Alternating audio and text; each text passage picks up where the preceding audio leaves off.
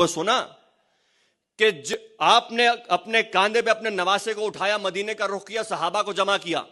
صحیح مسلم راوی برا کہتا ہے کہ میں نے خود سنا مدینے کی گلیوں میں حضور نے اپنے لال کو اٹھا رکھا اپنے کاندھوں پر اور صحابہ کے مجمع میں کہا، اے ایھا الناس، اے لوگو، جسے مجھ سے محبت کرنی ہے اسے حسن سے محبت کرنا ہوگی. بہت دقیق جملہ ہے، غور چاہوں گا، سب کی توجہ چاہوں گا.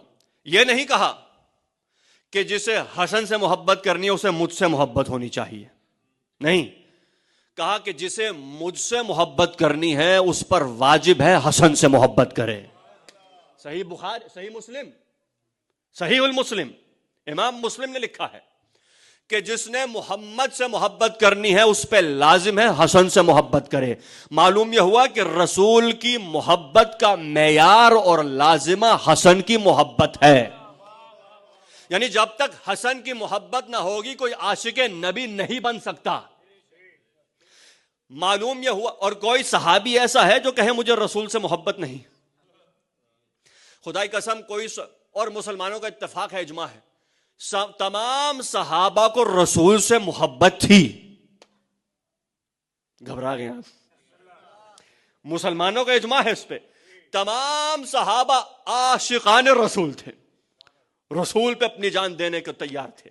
اور تبھی تو کہتے ہیں کہ ہم صحابہ کے نوکر، کیونکہ وہ حضور کے نوکر تو ہم ان کے. اذان محترم، صحیح مسلم میں ہے کہ جس نے حسن سے محبت کی ہے اس نے رسول سے محبت کی. برعکس کیا ہوا؟ جسے حسن سے محبت نہیں ہے وہ چاہے رسول کی صحبت میں بیٹھے، چاہے رسول سے براہ راست کسب فیض کرے، چاہے وہ رسول کے ساتھ بیٹھا ہو یا لیٹ جائے،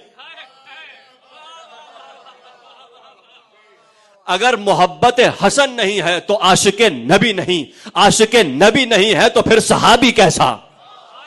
تو مجھے کہنے دیجئے، اگر کوئی حسن کی محبت کے بغیر عاشق نبی نہیں بن سکتا تو کوئی قتل کر کے مومنین کا ماموں کیسے بن سکتا ہے؟